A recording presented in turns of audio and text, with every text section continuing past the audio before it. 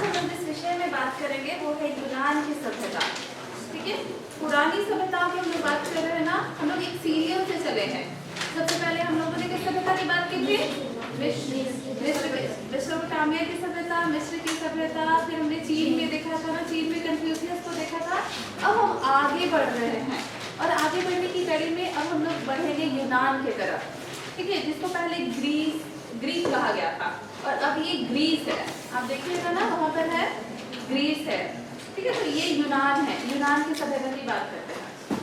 अगर हम बात करें कि ये सभ्यता का क्या कंट्रीब्यूशन है ना, क्या कंट्रीब्यूशन है वर्ल्ड में, तो हम देखते हैं कि यूनान की सभ्यता के लोगों को, यूनान की जो संस्कृति है, यानी वहाँ के जो सिविलाइजेशन था या उसकी सोसाइटी थी या उनका जो अपना लिटरेचर था, उसी को अंग्रेजों ने फॉलो किया।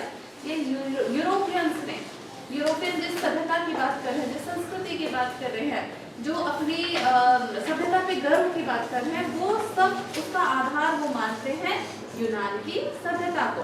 क्योंकि यूनान में ऐसे बहुत सारे, आप देखिएगा ना, जितने पुराने दार्शनिक है, जितने पुराने हैं, आप अरस्तु का नाम लीजिए, कहाँ का है? यूनान का। फादर ऑफ हिस्ट्री यूनान का है। उसके बाद प्लेटो, पाइथागोरस किससे जुड़ा हुआ है? गणित से, है ना। गणित का एक ये बहुत इम्पोर्टेंट पार्ट है, हम लोग पाइथागोरस को देखते हैं। ठीक है, तो हम लोग जब पूरे कंक्लूजन में पहुंचते हैं कि यूनान एक ऐसी सभ्यता विकसित किया था जहाँ से बड़े बड़े दार्शनिक, फिलोसफर निकले, इतिहासकार निकले। इसके बाद सिर्फ हेरोडोटस ही नहीं है, हेरोडोटस के बाद भी बहुत सारे जो थुसिडाइडिस है वहीं पर से निकले हैं। तो ऐसे बहुत सारे हिस्टोरियन हैं जो वहीं से निकल रहे हैं। खेल के लिए, आप खेल के लिए जान रहे हैं ना, आप लोग ओलंपिक सुने हैं। ओलंपिक की शुरुआत कहाँ से होगी? एथेंस से। एथेंस किसका पार्ट है? यूनान का ही पार्ट था, है ना। तो वहाँ खेल के लिए भी वो जाना जाएगा, अपनी बौद्धिक क्षमता के लिए ही जाना जाएगा। यूनान भी धीरे धीरे आगे बढ़ेंगे तो दो मुख्य जातियों को हम लोग पढ़ेंगे। जो लोग, एक है जो स्पार्टा में राज्य करेंगे, जो अपनी मिलिट्री पावर के लिए जाने जाएंगे, स्पार्टा, और दूसरा होगा आपका एथेंस, जो अपनी बौद्धिक चीजों के लिए जाना जाएगा। तो ये सभ्यता क्या है? मतलब पूरी तरीके से इसने विश्व को बहुत सारी चीजें दी। उसने अपना चिकित्सा दिया, है ना, अपना यानी मेडिकल साइंस में भी वो स्टार्टिंग से ही बहुत आगे है। उसने लिटरेचर दिया, बहुत अच्छे अभी हम लोग नाम लेंगे, जिसमें हम लोग होमर का नाम लेंगे। उसने बहुत अच्छा लिटरेचर रचा। इतिहास की बात करेंगे तो हमारे फादर ऑफ हिस्ट्री वहीं से आए हैं। गणित की बात करेंगे तब भी उसने बहुत सारे ऐसे जो ये थे सूत्र दिए, बहुत सारी चीज़ें दी। ज्योतिष के क्षेत्र में यूनानी लोग बहुत आगे थे। तो इन सारी चीज़ों को जब हम लोग देखते हैं ना, तो ये जो सिविलाइजेशन है या ये सभ्यता हम लोगों के लिए आवश्यक हो जाती है कि हम लोग इसको जाने, समझे और हम लोग इसका अध्ययन करें। ठीक है, अब हम लोग आते हैं कि ये यूनान की जो सभ्यता की बात कर रहे हैं, यूनान की सभ्यताओं को हम लोग ना दो फेज में देखेंगे। एक बहुत बड़े विद्वान है यहाँ के, जिसका नाम है होमर। ठीक है, तो हम लोग पहले देखेंगे कि ये जो होमर का समय है, यानी इसको हम लोग जैसे अपने इतिहास, हम लोग भारत के इतिहास को भी 3 पार्ट में डिवाइड करते हैं ना, एंशिएंट, मिडिवल, मॉडर्न, है ना। तो ऐसे ही यूरोप के इतिहास को या यूनान के इतिहास को भी हम लोग 3 पार्ट में डिवाइड कर सकते हैं। शुरू में जो वहाँ के लोग हैं, वहाँ पे स्थानीय लोग हैं, मूल निवासी हैं, वो हैं।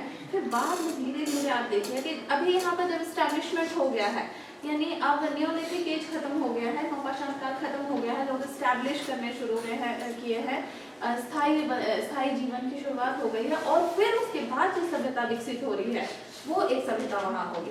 तो उसके बाद धीरे से अब अलग अलग, चूंकि एशिया माइनर के आसपास का एरिया है ना, वो आज के समय में हम लोग वहाँ देखेंगे तो वो एशिया माइनर के आसपास का क्षेत्र है।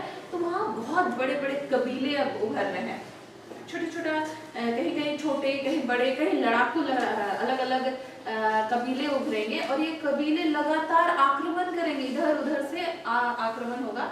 तो उसके बाद आक्रमण के बाद कुछ लोग आएंगे और आक्रमण के पश्चात जो सभ्यता विकसित होगी वो भी होगी। ठीक है, तो हम लोग अब सारी तरफ से देखेंगे, होमर के समय भी देखेंगे, फिर होमर के बाद भी देखेंगे। ठीक है, तो हम लोग होमर को एक माइलस्टोन मान सकते हैं, यानी एक आधार बिंदु मान सकते हैं। सबसे पहले तो हम लोग बात करते हैं कि आखिर ये यूनानी लोग, ये पुराने, इनका बात किया ना कि यूरोप के लोग आज यूनान की सभ्यता पे ही गर्व करते हैं, अपने आप को यूनान की सभ्यताओं की जो लिटरेचर है उसके आधार पे अपने आप को वो कसौटी पे तौलते हैं ना कि हमारा लिटरेचर बहुत महान है, बहुत अच्छा है, क्योंकि हम लोग इसको फॉलो करते हैं, हम लोग यूनान को या यूनान के साहित्य को फॉलो करते हैं, ये बात वो बोलते हैं। ये जो क्षेत्र है वो यूरोप के आसपास का क्षेत्र है, और यहाँ सबसे पहले ना जब यहाँ नवपाषाण काल खत्म हुई, यहाँ पर ये आज के समय यूनान को याद कीजिए, अभी यूनान तो छोटा है लेकिन वो पहले बहुत बड़ा था, उसका क्षेत्र पूरा एशिया के आसपास इधर एशिया माइनर तक फैला हुआ था, तो वो रहा था। ठीक है, तो वहाँ पर जो एक पहली सभ्यता जो विकसित हुई थी वो क्रीट की सभ्यता थी। ठीक है, एक तरह से इसको मान सकते हैं ये आरंभिक सभ्यताएं रही थी, लंबा समय रहा था, एकदम शुरुआत का समय था, वहाँ के स्थानीय लोग थे, यानी यूनान के स्थानीय लोगों ने इस सभ्यता को विकसित किया, बहुत कम समय रहा और फिर ये सभ्यता धीरे धीरे समाप्त होती चली गई।